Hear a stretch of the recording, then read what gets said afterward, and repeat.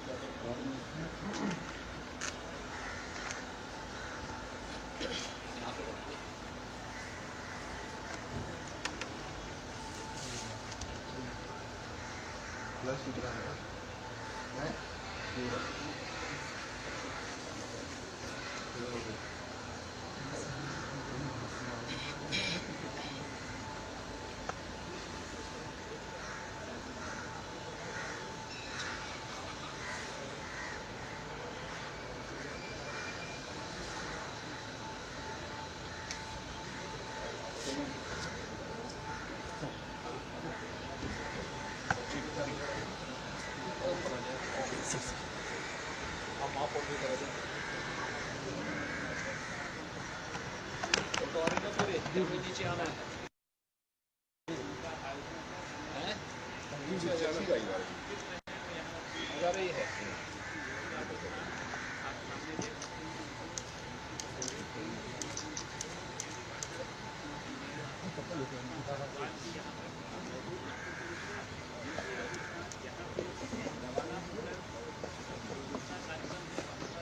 माननीय महाराज जी जिंदाबाद जिंदाबाद जिंदाबाद माननीय महाराज जी जिंदाबाद बाबा साहब अमर रहे अमर रहे बाबा साहब अमर रहे अमर रहे अमर रहे महाराज जी जिंदाबाद जिंदाबाद जिंदाबाद बाबा साहब अमर रहे अमर रहे अमर रहे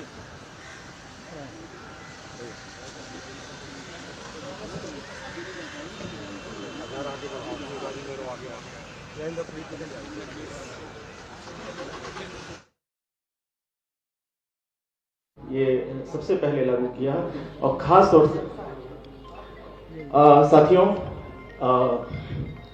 हमारे बीच अति शीघ्र हमारे मुख्य अतिथि माननीय मुख्यमंत्री जी उपस्थित होने वाले हैं। मैं अनुरोध करता हूं कि जो उनके आने का मार्ग है मैं उसको खाली कर दें, क्योंकि बाबा यहाँ पर बाबा साहब का अस्थि कलश स्थापित है। माननीय मुख्यमंत्री जी सबसे पहले वहाँ पे माल्यार्पण करेंगे और आप सभी से अनुरोध है कि जहाँ जगह मिले बैठ जाएं और हमारे मुख्य अतिथि के आने के बाद आप सभी उनका स्वागत करेंगे।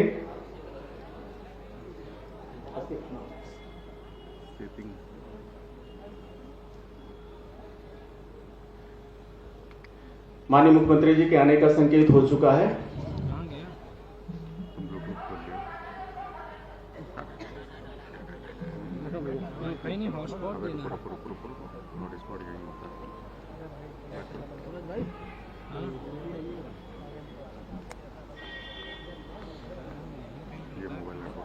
भैया थोड़ा आप आगे और आइए, थोड़ा आगे और आइए। रिपोर्टर अपने आगे करो तब ना आएंगे। अरे पीछे आओ, पीछे आओ। मेरी रिपोर्टर अपने गाँव पीछे। ये अभी आगे जाएंगे ना तभी इनको आगे। हाँ तभी लोग आगे।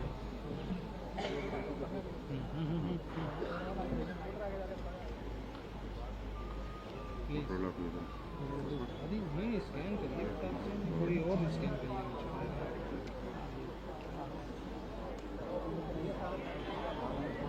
कैमरा आपको करना है।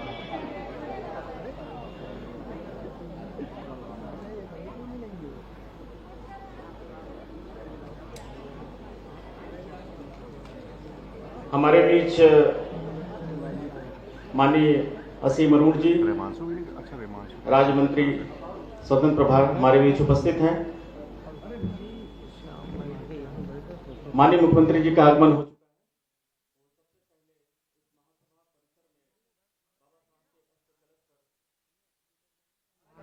पुष्प अर्पण करने हेतु जा रहे हैं, कृपया रास्ता खाली कर दें।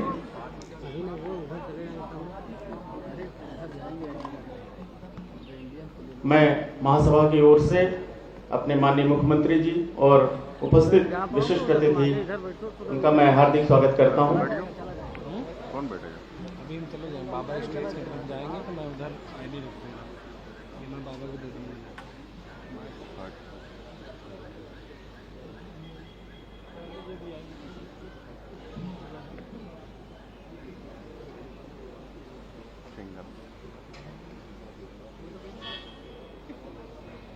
ये नीचे भी कुछ हाँ वो बटन है। अरे यार वो स्टिक में होता नहीं है, आप ब्लूटूथ से कनेक्ट कर लीजिए तो रिकॉर्डिंग या फोटो दोनों ऑन ऑफ करना हो। इस महासभा के परिसर में उपस्थित माननीय मुख्यमंत्री जी बाबा साहब के अस्थि कलश पर पुष्पार्पण कर रहे हैं। यह अस्थि कलश पूरी दुनिया में बाबा साहब के अनुयायियों के लिए, बाबा साहब के फॉलोअर्स के लिए, बाबा साहब को एक बहुत बड़ी उनके एक सम्मान का प्रतीक है। बाबा साहब की पत्नी मीरा ताई जी ने इस अस्थि कलश को अंबेडकर महासभा को सौंपा था। तब से ये बहुत ही विशिष्ट सम्मान के साथ इस महासभा के परिसर में पास स्थापित है। पूरे भारत ही नहीं, पूरे दुनिया में जो बाबा साहब के अनुयायी हैं इस अस्थि कलश पर पुष्पार्पण करते हैं, उनको शिद्दत से याद करते हैं, उनके दिखाए मार्ग पर चलने का संकल्प लेते हैं।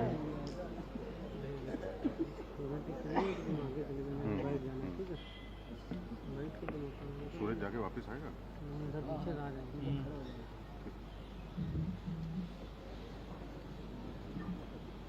विशेष श्रद्धांजलि सभा बाबा साहब डॉक्टर भीमराव अम्बेडकर। शुरू ये सब बोला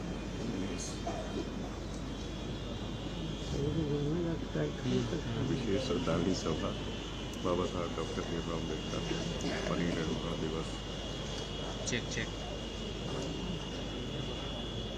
बाबा साहब के अस्थि कलश पर माल्यार्पण के पश्चात हमारे माननीय मुख्य अतिथि और विशिष्ट अतिथि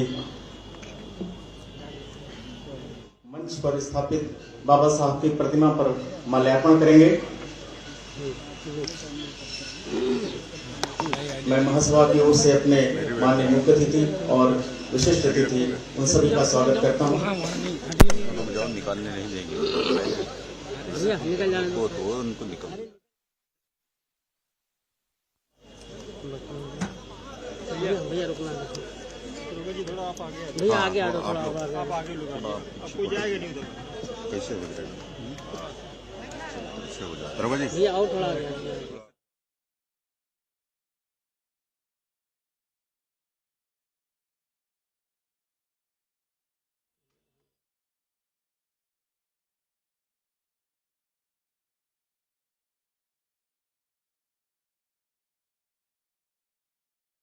साहब हमारे माननीय मुख्य अतिथि और अन्य विशिष्ट अतिथि बाबा साहब की प्रतिमा पर माल्यार्पण कर रहे हैं। मैं माननीय मुख्य अतिथि से अनुरोध करता हूं कि मंच पर अपना स्थान ग्रहण करें। हमारे बीच माननीय उप मुख्यमंत्री श्री केशव प्रसाद मौर्य जी, माननीय उप मुख्यमंत्री श्री ब्रजेश पाठक जी, माननीय मंत्री श्री स्वतंत्र देव जी, माननीय मंत्री श्री असीम अरुण जी और मेयर माननीय श्रीमती सुषमा खरकवाल जी उपस्थित हैं। मैं अम्बेडकर महासभा की ओर से आप सभी का हार्दिक स्वागत करता हूं और परंपरागत रूप से हम अपने माननीय अतिथियों का बुके देकर स्वागत करेंगे। तो सर्वप्रथम मैं अम्बेडकर महासभा ट्रस्ट के अध्यक्ष डॉक्टर लालजी प्रसाद निर्मल जी से आग्रह करता हूं कि हमारे माननीय मुख्य अतिथि माननीय मुख्यमंत्री जी को बुके देकर स्वागत करें। इसी क्रम में मैं प्रमोद कुमार जी से आग्रह करता हूं कि श्री केशव प्रसाद मौर्य जी का बुके देकर स्वागत करें। श्री अमरनाथ प्रजापति जी, माननीय उप मुख्यमंत्री ब्रजेश पाठक जी को बुके देकर स्वागत करें। श्रीमती सावित्री चौधरी जी, श्री माननीय मंत्री स्वतंत्र देव जी का बुके देकर स्वागत करें।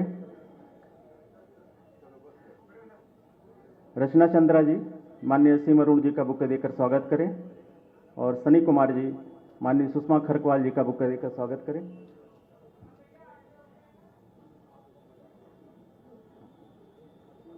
दे दिए।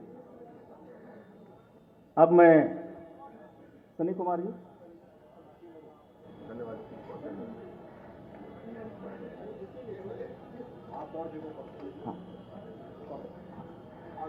स्वागत की परंपरा के बाद मैं अंबेडकर महासभा की ओर से अपने माननीय अध्यक्ष श्री डॉक्टर लालजी प्रसाद निर्मल जी से आग्रह करता हूं कि माननीय मुख्यमंत्री जी को एक स्मृति चिन्ह देकर महासभा की ओर से स्मृति चिन्ह देकर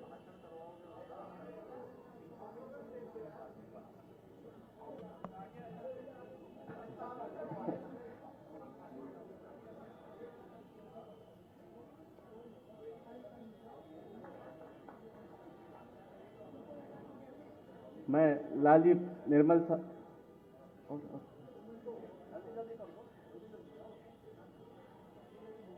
महासभा की ओर से कुछ स्मृति चिन्ह है। मैं अपने माननीय विशिष्ट अतिथियों को हम महासभा की ओर से स्मृति चिन्ह दे रहे हैं।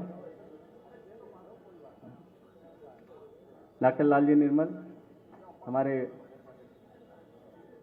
माननीय उप मुख्यमंत्री जी,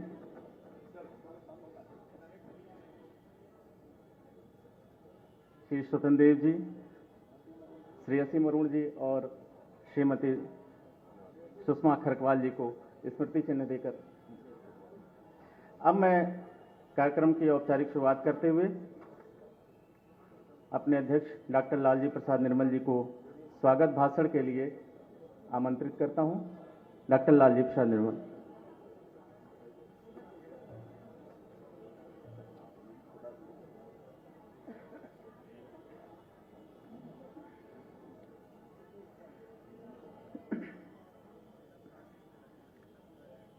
आज बाबा साहब डॉक्टर अंबेडकर का परिनिर्वाण दिवस है और हमें खुशी है कि आज इस परिसर में हमारे प्रदेश के यशस्वी मुख्यमंत्री माननीय श्री योगी आदित्यनाथ जी उपस्थित हैं। मैं आपका स्वागत करता हूं। हमारे बीच में हमारे यशस्वी उप मुख्यमंत्री माननीय श्री केशव प्रसाद मौर्य जी उपस्थित हैं। मैं आपका भी स्वागत करता हूं। हमारे बीच में यशस्वी उप मुख्यमंत्री माननीय श्री ब्रजेश पाठक जी उपस्थित हैं। मैं आपका भी स्वागत करता हूं।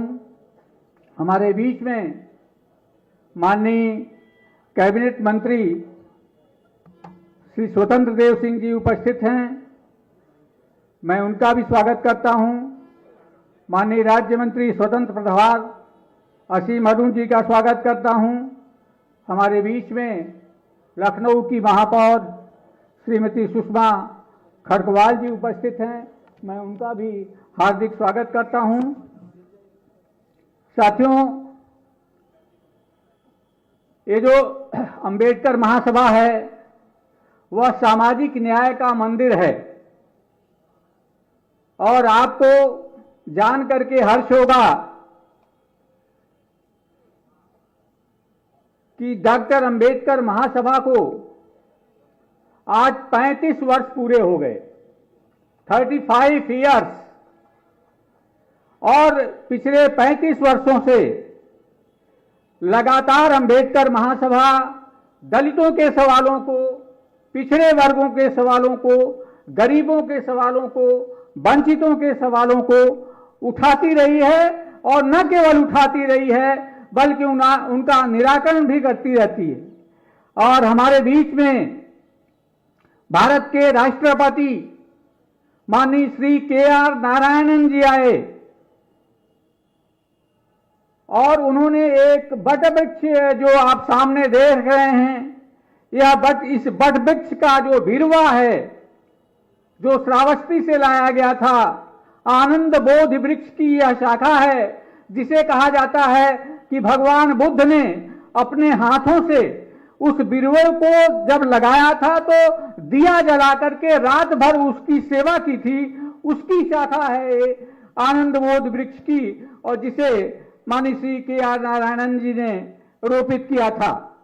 हमारे बीच में साथियों राष्ट्रपति माननीय रामनाथ कोविंद जी आए, यहां पर प्रधानमंत्री विश्वनाथ प्रताप सिंह जी आए, यहां पर प्रधानमंत्री माननीय श्री नरेंद्र मोदी जी आए और मुख्यमंत्री जी माननीय नरेंद्र मोदी जी जब आए यहां पे तो हम लोग चाहते थे वे यहां से दलितों की सभा को संबोधित करें, लेकिन आप देख रहे हैं यहाँ जगह कम थी, इसलिए सुरक्षा कारणों से वो सभा नहीं हो पाई। हम लोग चाहते थे दीवार टूट जाए तो सभा हो जाए, लेकिन 7 मिनट तक लगातार टहलते टहलते इस परिसर में मैंने दलितों की समस्याओं से और दलित मूवमेंट से माननीय प्रधानमंत्री जी को चलते चलते अवगत कराया था और प्रधानमंत्री जी ने आश्वासन भी दिया था। उन्होंने कहा था दलितों के साथ न्याय होगा। यहां पर गृह मंत्री इंद्रजीत गुप्ता आए, गृह मंत्री सुशील कुमार शिंदे आए, मानव संसाधन मंत्री अर्जुन सिंह जी आए, सीताराम केसरी जी आए इस परिसर में, रामविलास पासवान जी अनेकों बार आए, लोकसभा के स्पीकर रहे पीए संगमा साहब यहां से संबोधन कर चुके हैं, माननीय राजनाथ सिंह जी इस परिसर में कई बार आए और ये बाबा साहब डॉक्टर अंबेडकर की जो प्रतिमा आप देख रहे हैं वह उन्हीं के द्वारा स्थापित करवाई गई थी जब वे मुख्यमंत्री थे। राज्यपाल माननीय बीएल जोशी जी, राज्यपाल माननीय विष्णुकांत शास्त्री जी, राज्यपाल बी सत्यानारायण रेड्डी जी, राज्यपाल श्री राम नाईक जी, माई साहब डॉक्टर सविता अंबेडकर यहां आकर के महीनों रहा करती थी और अपने हाथों से बाबा साहब डॉक्टर अंबेडकर का अस्थि कलश स्थापित किया था। सुप्रीम कोर्ट के मुख्य न्यायाधीश केजी बालाकृष्णन आए थे और वे भावुक होकर के आर नारायणन जी द्वारा स्थापित बौद्ध वृक्ष के सामने मौन होकर काफी देर तक खड़े थे। हम लोग मन में सोच रहे थे शायद वे कह रहे होंगे कि अगर के आर नारायण जी राष्ट्रपति न होते तो शायद वे भी बालाकृष्णन जी मुख्य न्यायाधीश सुप्रीम कोर्ट के न बन पाते, क्योंकि वह पत्रावली उन्होंने ही वापस की थी और इस टिप्पणी के साथ वापस की थी कि इस जो पैनल है जजों का उसमें कोई दलित क्यों नहीं है, जिसके फलस्वरूप बालाकृष्णन जी जज हो सके। मुख्यमंत्री मुलायम सिंह यादव, कल्याण सिंह जी, राजनाथ सिंह जी, अखिलेश यादव जी और माननीय मुख्यमंत्री योगी आदित्यनाथ जी, मैं आप सबसे निवेदन करता हूं, आप सब लोग खड़े होकर के माननीय मुख्यमंत्री जी का इसलिए स्वागत करिए कि वे 18वीं बार अंबेडकर महासभा परिसर में आए हैं, 18वीं बार, और देश का कोई भी मुख्यमंत्री ऐसा नहीं है जो अंबेडकर के कार्यक्रमों में इतनी बार शरीक हुआ हो। यह प्रथम बार हुआ है। आप इस देश के प्रथम मुख्यमंत्री हैं जो कि इतनी बार यहां पर आए हैं। साथियों, डॉक्टर अंबेडकर महासभा के प्रस्ताव पर माननीय कल्याण सिंह जी ने यहीं से उत्तर प्रदेश से हरिजन शब्द का निषेध किया था। आपको पता है कि हम लोगों ने आपत्ति व्यक्त की थी, हमें हरिजन न कहा जाए, तो उन्होंने हरिजन एवं समाज कल्याण विभाग का नाम बदल करके अनुसूचित जाति कर दिया था। और मैं एक विशेष रूप से उल्लेख करना चाहूंगा कि यह सभा केवल दलितों की बात नहीं करती थी, हमने मंडल आयोग की भी यहां से लड़ाई लड़ी और यह एक सुखद है जिस अखिलेश यादव जी ने आपका दलितों का आरक्षण खत्म कर दिया। उन पिछड़े वर्गों के लिए मंडल आयोग की जो संस्तुतियां थी 27% वे अंबेडकर महासभा के इसी परिसर से घोषणा की गई थी 6 दिसंबर 1993 को, और उस आयोजन में विश्वनाथ प्रताप सिंह जी जो प्रधानमंत्री थे यहां पर उपस्थित थे। 6 दिसंबर 1993 को इसी स्थल से देश के पिछड़े वर्गों को न्याय मिला और 27% का उन्हें आरक्षण मिला। अंबेडकर महासभा की गूंज इतनी थी कि केंद्रीय मानव संसाधन मंत्री अर्जुन सिंह ने पिछड़े वर्गों को उच्च शिक्षा में आरक्षण लागू करने के लिए अंबेडकर महासभा का परिसर चुना था और 6 दिसंबर 2006 को उत्तर प्रदेश में पिछड़े वर्गों को उच्च शिक्षा में आरक्षण की घोषणा इसी मंच से की गई थी। अर्जुन सिंह ने यहीं से घोषणा किया था। साथियों, और हमारे महबूब मुख्यमंत्री योगी आदित्यनाथ जी ने 6 दिसंबर 2017 को यहीं से सभी सरकारी कार्यालयों में बाबा साहब डॉक्टर अंबेडकर की फोटो लगेगी, इसकी घोषणा माननीय मुख्यमंत्री जी ने यहीं से की थी। और ऐतिहासिक निर्णय, मैं एक बार फिर से कहूंगा कि आप खड़े होकर के तालियां बजाकर स्वागत करिए माननीय योगी आदित्यनाथ जी का, जिन्होंने लखनऊ में बाबा साहब डॉक्टर अंबेडकर का भव्य स्मारक बनाने का निर्णय लिया और वह स्मारक अब लगभग बन करके तैयार है।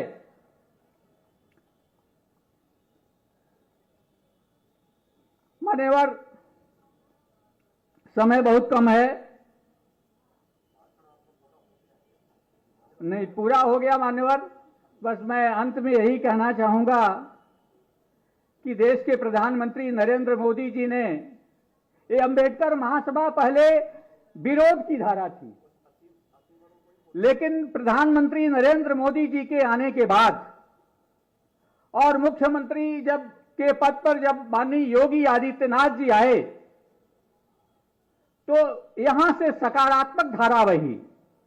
खासकर से जो आपकी योजनाएं हैं, जो ढेर सारी आवास योजना, उज्ज्वला योजना, सौभाग्य योजना, आयुष्मान भारत, स्वच्छ भारत मिशन, इन योजनाओं के चूंकि सबसे बड़े लाभार्थी दलित हैं, इसलिए एक बड़ा सांत्वना मिली दलितों को और उनका सामाजिक और आर्थिक रूप से सशक्तिकरण हो सका। माननीय मुख्यमंत्री जी, अंत में मैं कहना चाहूंगा कि हम लोग अंबेडकर के दलितों के लिए काम करते हैं, उनके दुख दर्द को समझते हैं और उस पर रिएक्ट भी करते हैं। खत्म कर रहे हैं। और अंबेडकर का दलित, मैं आज के परिप्रेक्ष्य में वे उनको नहीं मानता जो संपन्न दलित हैं। हमारा जो दलित है, जो अंबेडकर का दलित है, जो झाड़ू लगा रहा है, जो शौचालयों, सामुदायिक शौचालय को साफ कर रहा है, जो सड़कों पर टोकरी बुन रहा है, जो सड़कों पर मजदूरी कर रहा है, जो चौकीदारी कर रहा है, हम ऐसे गरीब दलितों की बात करते हैं और आप उन्हें न्याय दे रहे हैं और उनकी बातें आप विशेष रूप से सुन करके उनके साथ न्याय करेंगे। और मेरी यह भी अपील है, मुख्यमंत्री जी, जैसे वेतनमान बढ़ते हैं विभिन्न आयोगों के द्वारा, उसी तरह से जो गरीब लोग हैं, जो मानदेय पा रहे हैं, किसी भी पद पे हैं, उनका भी मानदेय बढ़ना चाहिए, जिससे कि वे कब तक झाड़ू लगाने वाले भगवान बुद्ध के समय से झाड़ू लगा रहे हैं और भगवान बुद्ध ने सुमित भंगी को अपने संघ में शामिल किया था, लेकिन वो परंपरा आज भी बनी है। कुछ ऐसा होना चाहिए कि उनके हाथ से झाड़ू छूटे और कलम उनके हाथों में आ जाए। और चूंकि यह प्रधानमंत्री नरेंद्र मोदी जी का कार्यकाल है, माननीय योगी आदित्यनाथ जी का कार्यकाल है और उन्हें सामाजिक न्याय मिलेगा, इस बात की उम्मीद के साथ मैं फिर से सबका स्वागत करता हूं और आप सबका भी स्वागत करता हूं कि प्रदेश के विभिन्न कोनों से इतनी ठंडक में आप आए। बहुत बहुत धन्यवाद। धन्यवाद सर। बुद्धि का विकास मानव के अस्तित्व का अंतिम लक्ष्य होना चाहिए, बाबा साहब का यह महत्वपूर्ण कथन था और उसी के अनुरूप माननीय मुख्य अतिथि जी ने जो यहाँ पे अंबेडकर स्मारक बनवाया है, ये एक बाबा साहब के विचारों को फैलाने में बहुत सहायक होगा। अब मैं सादर श्री असीम अरुण जी को आमंत्रित करना चाहता हूं। श्री असीम अरुण जी। बहुत बहुत धन्यवाद, बहुत आभार। आज बाबा साहब के महापरिनिर्वाण दिवस पर आए हुए सभी बहनों भाइयों का, अतिथियों का, साथियों का मैं स्वागत करता हूं। मैं चाहूंगा एक बार जोरदार तरीके से हम लोग बाबा साहब का स्मरण करेंगे। मैं बोलूंगा बाबा साहब, आप बोलेंगे बाबा साहेब, बाबा साहेब, बाबा साहेब। पोस्टर पे बहुत अच्छी बात मैं देख रहा था, जैसे आजकल सोशल मीडिया पे होता है, कभी कोई प्रवाह चलता है, कभी कोई प्रवाह चलता है। तो बाबा साहब के जीवन काल में एक प्रवाह चला। किसी ने कहा कि मैं पहले मुस्लिम हूं और फिर मैं भारतीय हूं, किसी ने कहा मैं पहले भारतीय हूं फिर मैं हिंदू हूं, किसी ने जाति का कहा, किसी ने कुछ कहा। तो एक पत्रकार ने बाबा साहब से पूछा कि आपका क्या कहना है। बाबा साहब ने तुरंत जवाब दिया, मुझसे पहली बार पूछोगे तो मैं कहूंगा मैं भारतीय हूं, दूसरी बार पूछोगे तो मैं कहूंगा भारतीय हूं, और जितनी बार पूछोगे मैं केवल यह कहूंगा कि मैं भारतीय हूं। ऐसे भारत मां के सपूत के स्मरण के लिए हम सब लोग इकट्ठे हैं। मैं चाहूंगा एक बार भारत मां का भी स्मरण हम लोग करेंगे। भारत माता की, भारत माता की, भारत माता की। बहुत बहुत धन्यवाद सभी का, बहुत बहुत स्वागत। विशेषकर माननीय मुख्यमंत्री जी का मैं आभार व्यक्त करता हूं। जैसा आदरणीय निर्मल जी ने अभी कहा कि 18वीं बार आपका आशीर्वाद यहां पे हम लोग को मिल रहा है। बाबा साहब को आप श्रद्धांजलि माननीय मुख्यमंत्री जी अर्पित कर रहे हैं। हम सब आपके पीछे हैं, आपके साथ हैं, और जो बाबा साहब का बताया हुआ रास्ता है उस पर चलने के लिए हम सब मिलकर काम कर रहे हैं आपके निर्देशन में। ये हमारा बहुत बड़ा सौभाग्य है। आदरणीय उप मुख्यमंत्री मेरे बड़े भाई श्री केशव प्रसाद मौर्य जी, भाई साहब आपको बहुत सारी शुभकामनाएं। आदरणीय ब्रजेश पाठक जी भाई साहब, आपको भी मेरी ओर से शुभकामनाएं। आदरणीय स्वतंत्र देव जी हमारे कैबिनेट मंत्री, आदरणीय लालजी प्रसाद निर्मल जी, हमारी मेयर सुषमा खरगवाल जी, आदरणीय प्रमोद सरोज जी, श्री अमरनाथ प्रजापति जी, डॉक्टर सत्या दौरे जी, श्रीमती बीना मौर्य जी, सभी को बहुत बहुत स्वागत। आज का दिन केवल फूल चढ़ाने का, माला चढ़ाने का एक अनुष्ठान मात्र करने का दिन नहीं है। आज का दिन बाबा साहब के बताए हुए रास्ते का और अपने संकल्प को दोहराने का दिन है। कहां तक हम लोग पहुंचे और अभी आगे कहां पहुंचना है। काफी कुछ अच्छा कर पाए हम लोग, लेकिन कुछ काम अभी बचे भी हैं, उसके लिए हम लोग को आगे बढ़ना है। बाबा साहब के मूल भाव ये थे कि किसी भी प्रकार का कोई भेदभाव समाज में नहीं होना चाहिए, हर तरह की समानता होनी चाहिए, और सबसे बड़ी बात अवसर की समानता होनी चाहिए।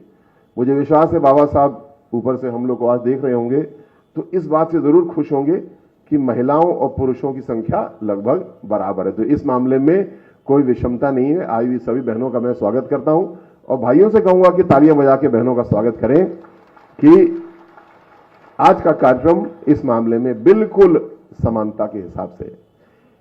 आदरणीय मुख्यमंत्री जी ने इस बात पे चिंता की कि कौन सा ऐसा समूह है, कौन से ऐसे लोग हैं जो आज भी हाशिए पे हैं, और ट्रांसजेंडर या किन्नर समुदाय एक ऐसा समूह आदरणीय योगी जी को दिखा, हम सबको उन्होंने दिखाया, और ट्रांसजेंडर समुदाय के लिए, किन्नर समुदाय के लिए एक विकास का बोर्ड बनाया, और उस बोर्ड के माध्यम से हर जनपद में हम लोग ने चिन्हित किया कि कौन कौन ट्रांसजेंडर लोग हैं जो डेरे में अपनी परंपरा से रहना चाहते हैं, उनका स्वागत, उनकी वैसे व्यवस्था की गई।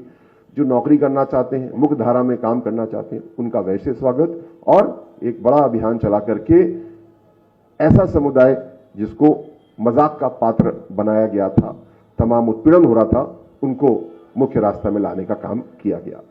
आदरणीय मुख्यमंत्री जी ने फिर चिन्हित किया, हम लोग को कहा कि जनजाति समाज में सबसे पिछड़ा समाज कौन सा है, तो बिजनौर में एक बुक्सा जनजाति है। वैसे उत्तराखंड में ज्यादा है, लेकिन बिजनौर में करीब 815 परिवार वहां पे आवासित हैं। आदरणीय योगी जी ने कहा इनमें हर परिवार को आवास देना है, हर बच्चे को विद्यालय में जाना है, हर परिवार की एक्सेस का रास्ता होना चाहिए, और स्वास्थ्य सेवाओं तक वो पहुंच पाए। मुझे बताते हुए बहुत खुशी है कि ये सभी 815 परिवार, जितनी भी सरकार की योजनाएं हैं, आदरणीय योगी जी के निर्देश पे पूरी तरह आच्छादित, सैचुरेट हो चुके हैं, और तेजी से अपनी राह को आगे पकड़ के विकास की दृष्टि से बढ़ रहे हैं। अब आगे और एक महत्वपूर्ण समाज का हिस्सा आदरणीय योगी जी ने चिन्हित किया, जो कि घुमंतु समाज है। घुमंतु समाज में जनजाति भी हैं, अनुसूचित जाति भी हैं, पिछड़ा वर्ग भी है और अनारक्षित सामान्य वर्ग भी है।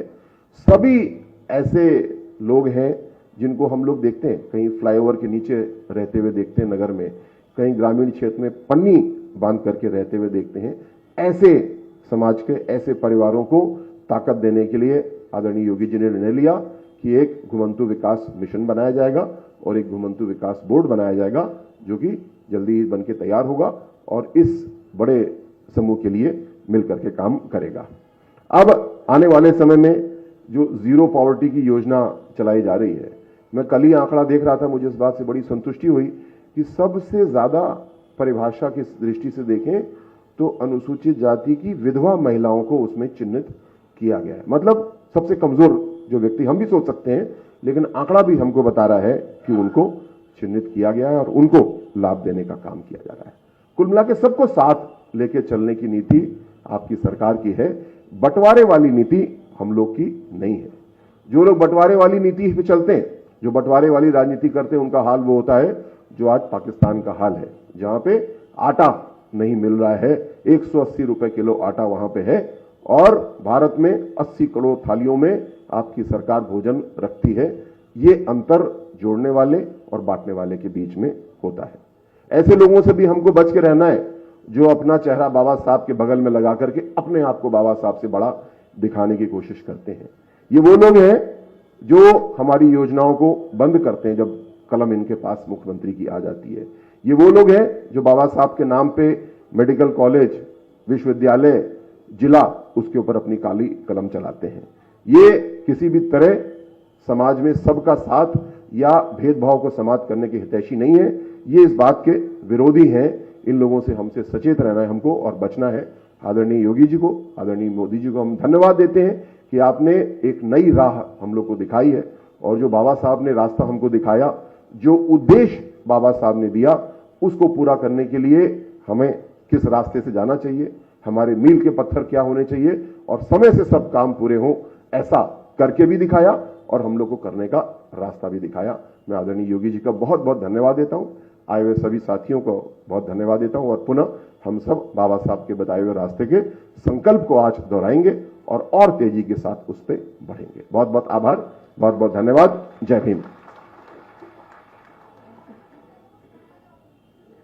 धन्यवाद सर। बाबा साहब का भी कहना था कि एक महान व्यक्ति, एक प्रतिष्ठित व्यक्ति के रूप में इससे इस रूप में अलग होता है कि वह समाज का सेवक बनने को तैयार होता है। निश्चित रूप से समाज के वंचित वर्गों, घुमंती जातियों और जो निचले पायदान पर खड़े लोगों के लिए हमारे माननीय मुख्यमंत्री जी ने किया, समाज बेहद आभारी है। अब मैं अपने अगले वक्ता के रूप में हमारे बीच उपस्थित माननीय उप मुख्यमंत्री श्री ब्रजेश पाठक जी को मैं सादर आमंत्रित करता हूं। बाबा साहब, बाबा साहब, बाबा साहब।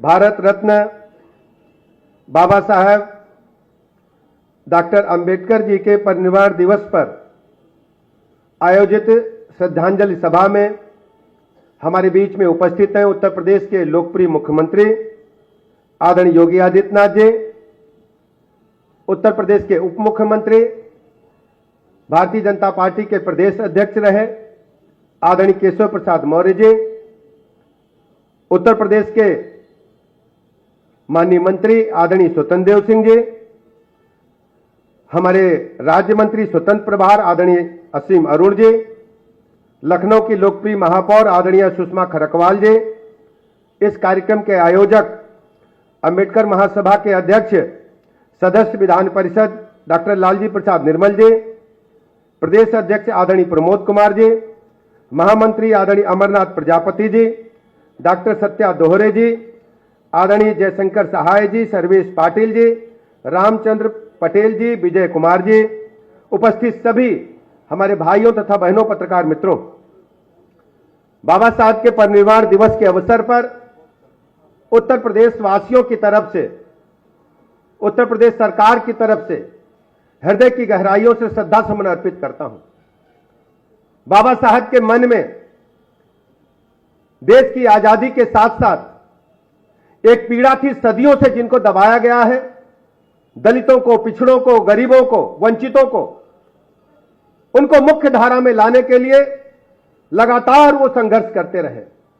आज आप देखते होंगे आजादी के बाद जो बड़ी बड़ी गाड़ियों में बैठ करके आपके बीच में हाथ जोड़ते लोग नजर आते हैं वोट मांगने के लिए, ये बाबा साहब भीमराव अंबेडकर की देन है। उससे पहले गरीबों को, वंचितों को वोट देने का अधिकार इस देश में नहीं था। वोट देने का अधिकार इस देश के अंदर सिर्फ अंग्रेजों को, पिछलग्गुओं को, एमए बीए पास लोगों को या जमींदारों को होता था। बाबा साहब भीमराव अंबेडकर की देन है कि आज आपका नेता, आपका राजा आपके वोट से बनकर के तैयार होता है। ये लोग जो बड़ी बड़ी गाड़ियों में घूम करके दलितों, पिछड़ों पर अत्याचार करते थे, आज वोट मांगने के लिए आपके पैरों पर गिड़गिड़ाने का काम करते हैं। मैं खासकर नाम लेना चाहूंगा समाजवादी पार्टी और कांग्रेस पार्टी के नेताओं का। कांग्रेस पार्टी ने तो बाबा साहब भीमराव अंबेडकर के निजी सचिव को तोड़ करके उनके खिलाफ चुनाव लड़ा करके पैसा बहा करके उनको चुनाव में हराने का काम किया था। कांग्रेस पार्टी के बारे में बाबा साहब भीमराव अंबेडकर ने अपनी आत्मकथा में लिखा कि हमारे अनुयायियों, देश के अनुयायियों सुन लो, दलितों पिछड़ों सुन लो, लिख लो कि कांग्रेस पार्टी के चवन्नी के भी सदस्य न बनना, यह विश्वासघाती पार्टी है, धोखेबाज पार्टी है। और समाजवादी पार्टी के लोगों के बारे में मैं याद दिलाना चाहता हूं। आज मैं अखबार देख रहा था, वो भी जाएंगे।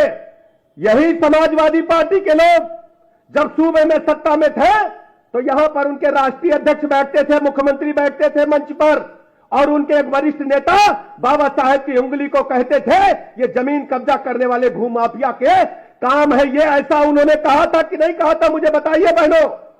आज ये लोग वोट मांगने के चक्कर में अपने बराबर में फोटो लगा करके बाबा साहब का आपकी सहानुभूति बटोरना चाहते हैं। मैं कहना चाहता हूं समाजवादी पार्टी के मुखिया अखिलेश यादव जी से, हमारे गांव में कहावत कही जाती है कि 100 बिल्ली खा के चूहे खा करके हज को चली। कहा जाती कि नहीं कहा जाती? 100 बिल्ली खा ली, चूहा और हज को चली है। अखिलेश यादव जी, थोड़ा इतिहास समाजवादी पार्टी का पन्ना पलटा करो, सुबह शाम देखा करो कि समाजवादी पार्टी के सूबे में जब जब पावर में रहे, सत्ता में रहे हैं, दलितों पिछड़ों पर अत्याचार अनाचार करके आपने इनको अपमानित करने के साथ इनके हक और हुकूक पर डाका डालने का काम किया है। आज पूरे प्रदेश में सभी बूथों को अगर नजर डालें आप, हर बूथ में, हर गांव में ग्राम प्रधान का चुनाव हो, चाहे जिला पंचायत का चुनाव हो, आपने क्या नहीं किया है। मुझे अच्छी तरह याद है जब 2 जून 1995 को घटना हुई थी, हमारे दलित समाज के नेताओं को आप बैल बकरी की तरह टांग करके सरकार चलाने के लिए ले जाने का काम किए थे कि इस मुंह से आप दलितों का वोट, पिछड़ों का वोट मांगने के हकदार हैं। आपको राजनीति छोड़ करके पूरे देश के दलितों से माफी मांगनी चाहिए, पिछड़ों से माफी मांगनी चाहिए। आप प्राइवेट लिमिटेड कंपनी चलाने का काम करते हैं, आपके पास कोई राजनीतिक दल नहीं है। राजनीतिक दल के बारे में निर्वाचन आयोग की जो परिभाषाएं देखिए, एक परिवार में लिमिटेड कंपनी बना करके आप बाबा साहब की संविधान की धज्जियां उड़ाना चाहते हैं। बाबा साहब के संविधान की किताब को हाथ में लेकर लोगों को गुमराह करने का असफल प्रयास करते हैं। लेकिन दलित पिछड़े अब वो नहीं रह गए। आप दलित पिछड़े भी आपसे अच्छा पढ़ना जानते हैं, आपसे बेहतर देश और दुनिया को जानते हैं। बाबा साहब के लोग कभी भी समाजवादी पार्टी कांग्रेस को माफ नहीं करेंगे। मैं धन्यवाद अदा करना चाहता हूं मौनी मोदी जी का, जिन्होंने पंच तीर्थों का निर्माण करके, चाहे लंदन में, चाहे महू में, चाहे बंबई में, बाबा साहब के जो पंच तीर्थ थे, जहां बाबा ने अध्ययन किया, बाबा साहब ने जहां पर अपना समय व्यतीत किया, उनको तीर्थ के रूप में डेवलप करके माननीय प्रधानमंत्री नरेंद्र मोदी जी ने वास्तव में दलितों पिछड़ों को सम्मान देकर के बाबा साहब के जीवन को, स्मृतियों को तरोताजा करने का काम किया है। हम ऐसे अवसर पर मोदी जी को धन्यवाद देने के साथ साथ एक नारा लगाएंगे, अपनी बात समाप्त करेंगे। बाबा तेरा मिशन अधूरा, मोदी जी करेंगे पूरा। बाबा तेरा मिशन अधूरा, बाबा तेरा मिशन अधूरा।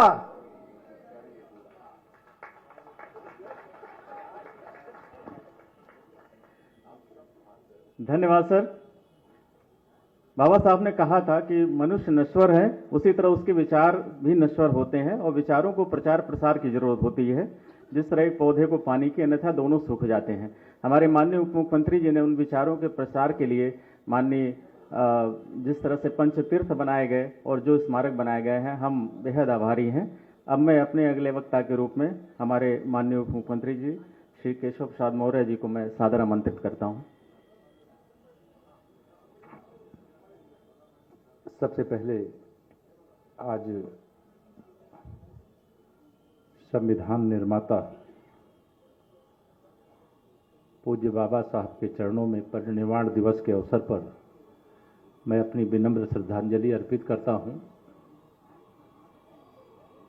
और आज अंबेडकर महासभा के द्वारा आयोजित इस श्रद्धांजलि सभा में उत्तर प्रदेश के आदरणीय मुख्यमंत्री योगी आदित्यनाथ जी, हमारे जिनका अभी आपने उद्बोधन सुना, उप मुख्यमंत्री आदरणीय ब्रजेश पाठक जी, कैबिनेट मंत्री आदरणीय श्री स्वतंत्र देव जी, हमारे मंत्री परिषद के साथी आदरणीय असीम अरुण जी, महापौर आदरणीय सुषमा खरकवाल जी, और हमारे विधान परिषद में सदस्य भी हैं और सभा के अध्यक्ष भी हैं आदरणीय श्री लालजी प्रसाद निर्मल जी, प्रदेश अध्यक्ष श्री प्रमोद कुमार जी, महामंत्री श्री अमरनाथ प्रजापति जी और डॉक्टर सत्या दोहरे जी जो कोषाध्यक्ष के रूप में जिम्मेदारी निभाते हैं। आज का दिन बहुत महत्वपूर्ण है। आज पूरे देश में बाबा साहब को याद किया जा रहा है। मैं परिनिर्वाण दिवस के अवसर पर बड़े गर्वपूर्वक कह सकता हूं, बाबा जी शरीर छोड़ करके गए हैं, लेकिन बाबा जी आज भी संविधान के रूप में, विचार के रूप में हम सब के बीच मौजूद हैं। इसको एहसास करते हैं कि नहीं एहसास करते आप लोग? हर समय बाबा जी मौजूद हैं। बाबा जी सर्वकालिक हैं। बाबा जी जिस प्रकार का संविधान हमें दिए, आज जिसकी चर्चा हमारे पूर्व वक्ताओं ने की है, मैं बड़े गर्वपूर्वक ये कह सकता हूं कि बाबा साहब ने जो स्वप्न देखे थे उसको डबल इंजन की सरकार माननीय प्रधानमंत्री श्री नरेंद्र मोदी जी के नेतृत्व में, आदरणीय मुख्यमंत्री योगी आदित्यनाथ जी के नेतृत्व में निरंतर पूरा करने का काम कर रही है। आज जब मैं अभी अस्थि कलश पे पुष्पांजलि कर रहा था तो पिछले दिनों माननीय प्रधानमंत्री जी के निर्देश पर मुझे भगवान तथागत बुद्ध के पवित्र अवशेष को लेकर के रूस जाने का अवसर मिला था। और रूस जब मैं गया तो रूस पहले एक कम्युनिस्ट देश था, लेकिन वहां का एक राज्य कलमी किया था। वहां जब गया, वहां की आबादी 3 लाख थी। शायद 3 लाख में से 30 लोग ही ऐसे रहे होंगे, शायद वह भी न रहे हों, जो बाबा जी के उन पवित्र अस्थियों के दर्शन करने के लिए ना आया हो। एक लंबी लाइन लगी थी 3 लाख की आबादी के बीच। भगवान तथागत बुद्ध के संदेश को लेकर के, विचार को लेकर के, उनके शरण में जाकर के, भगवान बुद्ध की शरण में जाकर के बाबा साहब ने जो रास्ता दिखाया, उस रास्ते को हम स्मरण रखें। और जो संविधान उन्होंने दिया, जिसकी चर्चा हमारे पूर्व वक्ताओं ने की है, हम जानते हैं गरीबी का दर्द क्या होता है, गरीबों की पीड़ा क्या होती है। उस दर्द का इलाज करने का काम आजादी के बाद अगर किसी ने किया है तो हमें गर्व है कि वो भारतीय जनता पार्टी की डबल इंजन की सरकार ने किया। बाबा साहब के पंच तीर्थों के निर्माण का काम डबल इंजन की सरकार ने किया है। और बाबा साहब के हर उस स्वप्न को साकार करने का काम हमारी मातृशक्ति यहां पर बैठी है। बाबा साहब चाहते थे समानता। अगर पुरुषों को अधिक अधिकार मिला है, महिलाओं को कम मिला है, तो वह समानता नहीं है। माननीय प्रधानमंत्री जी ने जो नया संसद भवन बना, उसमें नारी शक्ति बंधन अधिनियम 2023 बना करके कानून की आने वाले 2029 से देश की महिलाओं को लोकसभा और विधानसभा में 100 महिलाओं में से 100 सदस्यों में से 33 सदस्य महिला चुन करके जाएंगी। ये आरक्षण का ऐलान हो गया है। मैं इसकी आपको बधाई देता हूं। इस समय एक बड़ा कार्य चल रहा है। वो कार्य है मतदाता सूची के शुद्धिकरण का। आप यहां सब लोग बैठे हैं, बाईं ओर दाईं ओर सब जगह बैठे हुए। आप मुझे बताइए, अगर बाबा साहब ने आपको वोट देने का अधिकार न दिया होता तो जब आजादी के बाद कांग्रेस सरकार में आई, आपको पूछती क्या? जोर से बताओ, पूछती क्या? नहीं पूछ सकती थी। बाबा साहब ने वोट देने का अधिकार दिया। तो इस समय मतदाता सूची के शुद्धिकरण का अभियान चल रहा है। मैं जानता हूं इस देश का पिछड़ा हो, दलित हो, वंचित हो, गरीब हो, वो कभी फर्जी वोट नहीं डालता है। उसको असली वोट का अधिकार जो बाबा साहब ने दिया है, उसे अपने मत को देने के अधिकार से वंचित करने का काम ये समाजवादी पार्टी के गुंडे करते थे कि नहीं करते थे? आज वो मतदाता सूची के शुद्धिकरण का काम चल रहा है तो ये हाहाकार मचा रहे हैं। अगर मतदाता सूची शुद्ध हो गई तो समाजवादी पार्टी का राजनीतिक अस्तित्व समाप्ति के कगार पर होगा। इनको मालूम है कि ये जिनके वोटों को मतदाता सूची में बनाए रखने की कोशिश कर रहे हैं, एक से अधिक वोट देने का अधिकार बाबा साहब ने दिया है क्या हमें? हर मतदाता को एक वोट देने का अधिकार दिया। हम आज संकल्प लें। अभी अभियान चल रहा है, 11 दिसंबर तक ये चलने वाला है। और जिनका फार्म जमा हो गया बहुत अच्छा, नहीं जमा हुआ जमा करिए। यही बाबा साहब के प्रति सच्ची श्रद्धांजलि है। यह हम सबको ध्यान में रखना चाहिए। और ये जो हाहाकार मचा रहे हैं, जो बूथ कब्जा करके पहले प्रदेश को लूटते थे, देश को लूटते थे, गरीब को लूटते थे, आज इनके लूट के रास्ते को माननीय प्रधानमंत्री श्री नरेंद्र मोदी जी के नेतृत्व में बंद कर दिया गया है। ये पहले आप सब लोगों के नाम पर, गरीबों के नाम पर, पिछड़ों, दलितों, आदिवासियों के नाम पर योजना बनाते थे। दिल्ली से 1 रुपया भेजते थे, आपके पास 15 पैसा पहुंचता था। 85 पैसा ये बेईमान खा जाते थे। उसमें कांग्रेस हो, सपा हो, राष्ट्रीय जनता दल हो, टीएमसी हो, जो देश की भाजपा विरोधी राजनीतिक दल है, इनका ये चरित्र था। भ्रष्टाचार मुक्त भारत के लिए, भ्रष्टाचार मुक्त उत्तर प्रदेश के लिए आप सबका मतदाता सूची में, जो भी मतदाता 18 साल की उम्र हो गई है तो मतदाता सूची में आइए। कोई स्वर्गवासी होगा उनका नाम हटेगा, कोई 2 स्थान पर, उनका 1 स्थान पर रहेगा। लेकिन यह आज बाबा साहब के प्रति सच्ची श्रद्धांजलि। मैं आज चूंकि लंबी बात नहीं करूंगा, माननीय मुख्यमंत्री जी को भी उद्बोधन देना है।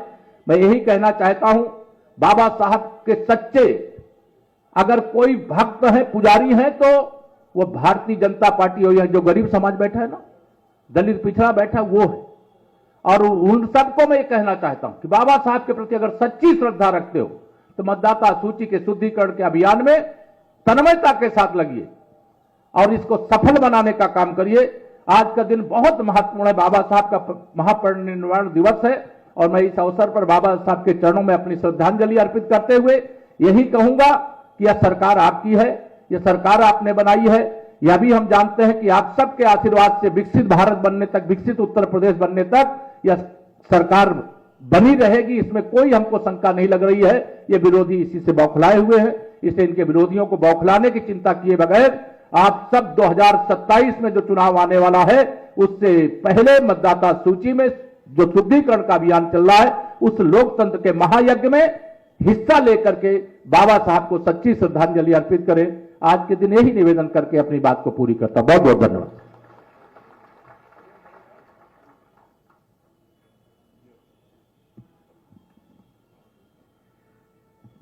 धन्यवाद सर।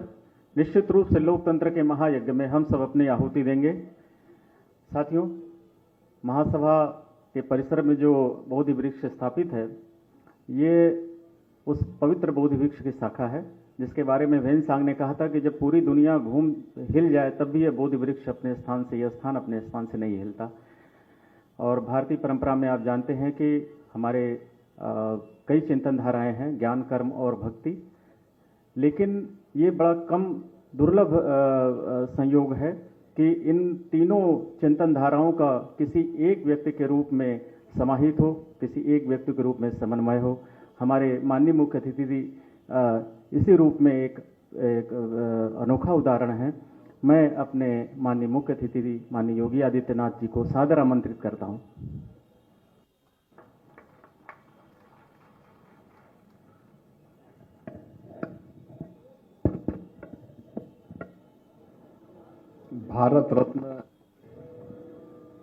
बाबा साहब डॉक्टर भीमराव अंबेडकर जी के महापरिनिर्वाण दिवस के अवसर पर आयोजित आज के इस कार्यक्रम में मंच पर समारोह में मेरे साथ उपस्थित प्रदेश सरकार में मंत्रिमंडल के मेरे वरिष्ठ सहयोगी, उप मुख्यमंत्री द्वय श्री केशव प्रसाद मौर्य जी, श्री ब्रजेश पाठक जी, प्रदेश सरकार के जल शक्ति मंत्री श्री स्वतंत्र देव सिंह जी, समाज कल्याण विभाग के मंत्री श्री असीम अरुण जी, लखनऊ की महापौर श्रीमती सुषमा खड़गवाल जी, इस संपूर्ण कार्यक्रम के संयोजक विधान परिषद सदस्य डॉक्टर लालजी प्रसाद निर्मल जी, प्रदेश अध्यक्ष अंबेडकर महासभा से प्रमोद कुमार जी, महामंत्री अमरनाथ प्रजापति जी, कोषाध्यक्ष डॉक्टर सत्या दोहरे जी, आज के इस कार्यक्रम में यहां पर उपस्थित अंबेडकर महासभा और बाबा साहब डॉक्टर भीमराव अंबेडकर जी के प्रति श्रद्धा और समर्पण का भाव रखने वाले सभी मेरे उपस्थित बहनों और भाइयों, मैं सबसे पहले बोधिसत्व भारत रत्न डॉक्टर भीमराव अंबेडकर जी की स्मृति को नमन करते हुए उनके इस पावन पुण्यतिथि के अवसर पर विनम्र श्रद्धांजलि अर्पित करता हूं। आज का दिन हम सबके लिए एक प्रेरणा दिवस है,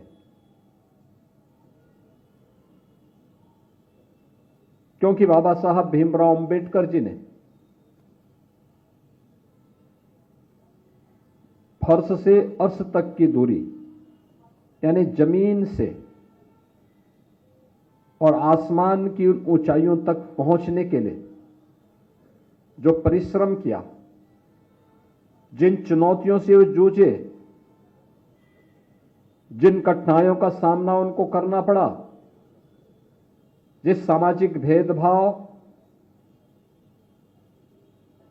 कि उन रूढ़िगत विषमताओं से जकड़े हुए समाज से उभर करके उन्होंने कोटि कोटि वंचितों, दलितों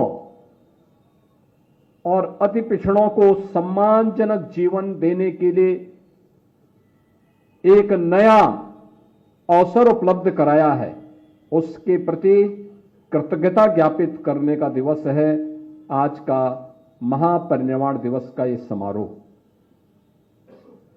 और ये हमारा सौभाग्य है कि बाबा साहब भीमराव अंबेडकर की उन्हीं शिक्षाओं से प्रेरित होकर के देश के यशस्वी प्रधानमंत्री श्री नरेंद्र मोदी जी के नेतृत्व में देश के अंदर आज उस प्रकार के एक अभियान चल रहे हैं।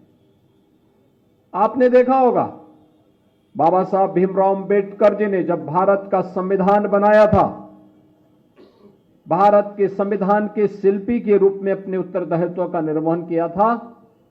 3 महत्वपूर्ण शब्द उसकी प्रस्तावना में रखे थे, वह था न्याय, स्वाधीनता यानी समता और बंधुता। न्याय, समता और बंधुता, ये 3 शब्द अगर आप देखेंगे मोदी जी ने सबका साथ और सबके विकास के भाव के साथ बिना भेदभाव के योजनाओं का लाभ हर गरीब को, हर वंचित को, हर दलित को, हर पिछड़े को, हर महिला को, हर युवा को प्राप्त हो सके, इसके लिए देश के अंदर जो कार्यक्रम अभियान प्रारंभ किए वो आज आप सबके सामने है। गरीब को राशन की सुविधा का लाभ हो, वंचित को मकान की सुविधा का लाभ हो, हर गरीब के घर में शौचालय के निर्माण का कार्य हो, समाज की मुख्य धारा के साथ जुड़ करके जिस अभियान को आगे बढ़ाने का स्वास्थ्य की बेहतरीन सुविधा हर गरीब को प्राप्त हो सके, इसके लिए चलाए जाने वाले अभियान का हिस्सा हो। घरौनी के माध्यम से जहां पर आपका घर है वहां का मालिकाना अधिकार उपलब्ध करवाने का कार्य हो, ये उसी समता, न्याय और बंधुता का हिस्सा है जो बाबा साहब भीमराव अम्बेडकर ने संविधान की प्रस्तावना में भारतवासियों के सामने प्रस्तुत किया था। हमें अपने संविधान पर गौरव की अनुभूति होती है, हमें बाबा साहब भीमराव अम्बेडकर पर गौरव की अनुभूति होती है। और बाबा साहब भीमराव अम्बेडकर ने उस समय भी हम सबको उन सभी खतरों के प्रति जागरूक किया था। याद करिए, उन्होंने उस समय एक बात कही थी, जो बात यहां पे पहले अभी असीम अरुण जी ने कहा, मैं उसमें आने के पहले एक बात जरूर कहना चाहूंगा। जब उस समय कांग्रेस के एक बड़े नेता ने, जिन्होंने 1923 में वंदे मातरम गाने से इनकार कर दिया था, कांग्रेस के अध्यक्ष के रूप में रहते हुए, और जब वह अंतिम समय उनका आया तो उन्होंने इच्छा व्यक्त की थी कि मेरी इच्छा है कि मैं यरूशलेम में मरूं। बाबा साहब ने तब एक टिप्पणी की थी कि जो व्यक्ति भारत की धरती पर पैदा होकर के भारत की सुविधा का उपभोग करके भारत की धरती को पवित्र न मानता हो, उस व्यक्ति के द्वारा दिए जाने वाले वक्तव्य कभी भारतवासियों के हित में नहीं हो सकते। दुर्भाग्य से उस तुष्टीकरण की नीति पर चलने वाले दल न केवल भारत का अहित कर रहे हैं, बल्कि बाबा साहब भीमराव अम्बेडकर का भी अपमान कर रहे हैं और इस देशवासियों को उनकी सुविधाओं से वंचित करने की कुत्सित चेष्टा का हिस्सा भी उनका है। हमें याद करना होगा इस बात को कि बाबा साहब भीमराव अम्बेडकर ने आज जो भी सुविधाएं और जो भी संपन्नता आपको प्राप्त हो रही है, ये सभी कुछ उनकी प्रेरणा है। प्रधानमंत्री मोदी जी के नेतृत्व में नया भारत अपने महापुरुषों पर गौरव की अनुभूति करता है, उन्हें सम्मान देता है। पंचतीर्थ के निर्माण का कार्यक्रम हो या अनुसूचित जाति, जनजाति और पिछड़ी जाति के छात्रों को मिलने वाली स्कॉलरशिप और अन्य सुविधाएं, ये उसी क्रम का हिस्सा है। अभी यहां पे कार्यक्रम के संयोजक श्री डॉक्टर लालजी प्रसाद निर्मल जी कुछ बातें कह रहे थे।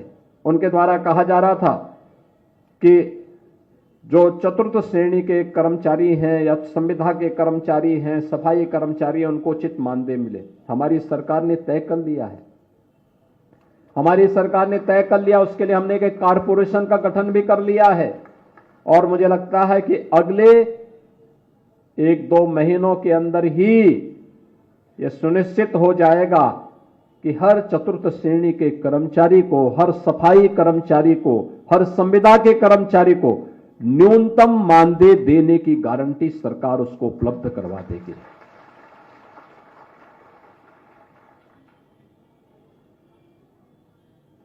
जीरो पॉवर्टी का हमारा अभियान भी उसी का हिस्सा है।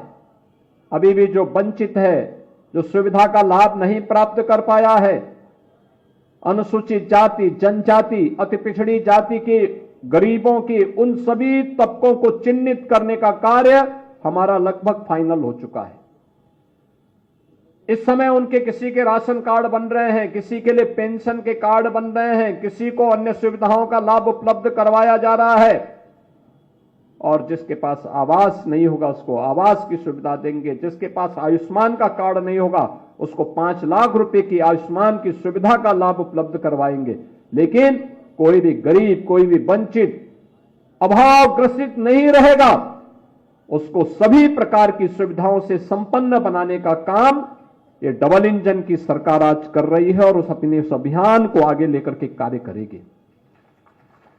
आज हमारी सरकार एक अन्य महत्वपूर्ण निर्णय लेने जा रही है और वह निर्णय है कि उत्तर प्रदेश के अंदर जहां जहां भी बाबा साहब भीमराव अम्बेडकर की मूर्तियां लगी हैं, उन मूर्तियों में अक्सर होता है कुछ शरारती तत्व आकर के मूर्तियों के साथ छेड़छाड़ करते हैं, क्षतिग्रस्त करने का कुत्सित प्रयास करते हैं। अब हमारी सरकार एक व्यवस्था बनाएगी, उन मूर्तियों की एक बाउंड्री वाल बना करके उनकी सुरक्षा की व्यवस्था करेगी मूर्ति को जहां पर ऊपर से छत नहीं है तो उसके ऊपर एक छत्र लगाने का काम करेगी, जिससे सुरक्षित और सम्मानजनक ढंग से बाबा साहब भीमराव अंबेडकर की मूर्ति की सुरक्षा सुनिश्चित होगी। हर मलिन बस्ती को, हर दलित बस्ती को, अनुसूचित जाति बस्ती को, जनजातीय बस्तियों को हम कनेक्टिविटी के साथ जोड़ने के कार्यक्रम को, जो अगर बच गया है, यद्यपि ग्राम्य विकास विभाग ने, नगर विकास विभाग ने इन कार्यक्रमों को पूरा करने का काम किया, लेकिन फिर भी अगर कोई बचा होगा उसको हम पूरी तरह कनेक्टिविटी के साथ जोड़ने का कार्य करेंगे। इस विश्वास के साथ मैं आज एक बार फिर से बाबा साहब भीमराव अंबेडकर की इस महापरिनिर्वाण दिवस के अवसर पर उनकी स्मृति को नमन करता हूं। प्रदेश सरकार और प्रदेश के 25 करोड़ जनता जनार्दन की ओर से उन्हें विनम्र श्रद्धांजलि अर्पित करता हूं और आप सभी अंबेडकर महासभा और प्रदेश के हर उस गरीब, दलित, वंचित नागरिक से इस बारे में मैं अपील और उनसे इस बारे में उन्हें आश्वस्त करता हूं कि बाबा साहब भीमराव अंबेडकर का यह जीवन दर्शन हमें एक नई प्रेरणा देता है और डबल इंजन की सरकार बाबा साहब भीमराव अंबेडकर की उन प्रेरणाओं से प्रेरित होकर के समाज और राष्ट्र को सशक्त बनाने में, भारत के संविधान के गौरव को पुनर्स्थापित करने की दिशा में निरंतर प्रयत्नशील होकर के कार्य करेगी। आप सबके प्रति मेरी शुभकामनाएं हैं। धन्यवाद। जय हिंद।